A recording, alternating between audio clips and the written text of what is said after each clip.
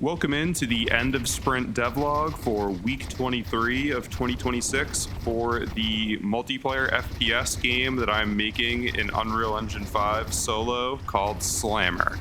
I know I had said previously that I was only going to release videos when the test drive builds themselves were done, but I decided that that was a pretty awful idea because these test drives have a lot of functionality that go into them, and I wanted you guys to hear from me more often, so we'll try out this weekly devlog style and see how it goes. And speaking of Test Drive 2, progress over the past month or so since Test Drive 1 came out has not been as fast as I would have liked, and the main reason for that is I've sort of gotten a bit overwhelmed, I think is the right way to put it, with the amount of complexity in Test Drive 2. I've sort of been going off and working on a whole bunch of parallel features and not really shipping anything, and that is just a very terrible strategy, especially as a solo dev, because you spend a lot of time working and don't see anything finish, which can be very demotivating. I'm hoping that these weekly devlogs will be a good mechanism to force me to ship at least something every week. So over time, we'll see slow but actual progress towards the goal of Test Drive 2. But with that very long intro out of the way, let's get into what actually happened this week. So one of the main features for Test Drive 2 is putting in armor plates. And this is the first, what I'll call left hand animation that we have so far in Slammer. And the big thing with this is you want to make sure that the right hand is out of the way, so we don't have to make a different animation asset for every single weapon that is in the game. And this isn't a big deal now because we obviously just have the placeholder M4 for every weapon when it comes to the mesh that you see in game. But eventually, when we get all the meshes, this is going to turn into a really big time saver. But with that said, it does add a bit of complexity to the animations for the game, because instead of just, let's say, playing the armor plate animation, we now have to play the stow right hand weapon animation, then we play the armor plate animation, and then we play the unstow animation, so we can get back to that steady state that you'll be accustomed to from every FPS game that you play. And last week, when I finished up all the animation work and went to go press play in game, I found that the animation wasn't playing at all. In fact, all the reload and all the other animations that I made and were working in Test Drive 1 weren't playing anymore. I spent almost all the free time I had after work on Monday looking through the C++ code around playing the animations and seeing what broke, and I really couldn't find anything. After spending some time away from it and coming back to it Tuesday night, though, I realized that the problem was probably due to the rework I had made to the animation blueprint. In Test Drive 1, the bots were very bare bones, and that was fine for what I needed then, but now I need them to shoot back, hide behind cover, and do all sorts of interesting things, so that just won't do for Test Drive 2. And to do that, I had to do what I originally probably should have done and make a common character class for the player character and the bot characters to inherit from that contained common functionality like taking damage, firing, and all that good stuff.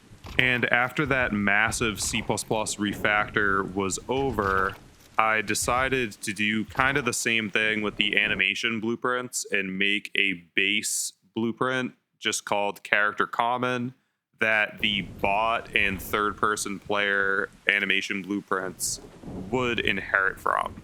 And to pull this off and make the blueprints actually link together, I used an Unreal feature called linked animation layers. And I thought nothing of it at the time. It seemed like it should work. And it turns out, after investigating around the issue, I found that that was what the problem was, and that was why the animations weren't playing. So in Unreal, you basically have two different types of animation assets. You have your base state animations. So an example of that would just be the idle animation you see when you play Test Drive 1 and are just standing there. And then you have animation montages, which are specific actions like reloading, armor plate, that kind of thing. And the montages are what was not working.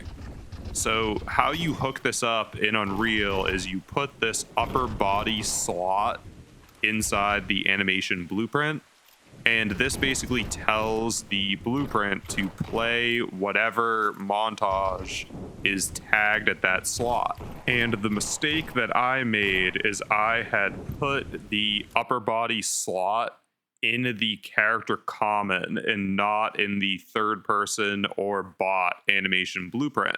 Apparently, montages firing only happens once per animation blueprint, and it doesn't propagate down to the child blueprints like the third person character or the bot through the linked animation layers like I assumed that it did.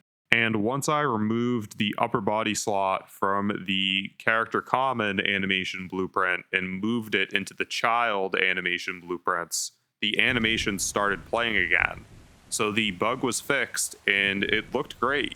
But then I noticed that when I tested in a networked configuration, the armor plates were applying 2 of them for the first animation.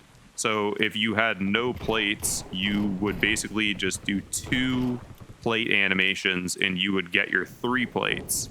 So that is definitely not right. And after quite a bit of time investigating this issue, I found that what was happening is the animation was playing twice simultaneously for whatever reason, right when that first plate animation started.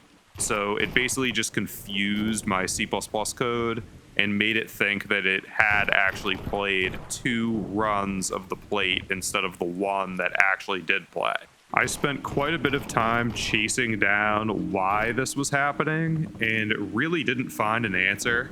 Sometimes Unreal just has quirks like that, and what I did instead was create a defensive interlock that basically made sure that animation montages cannot be played simultaneously like that.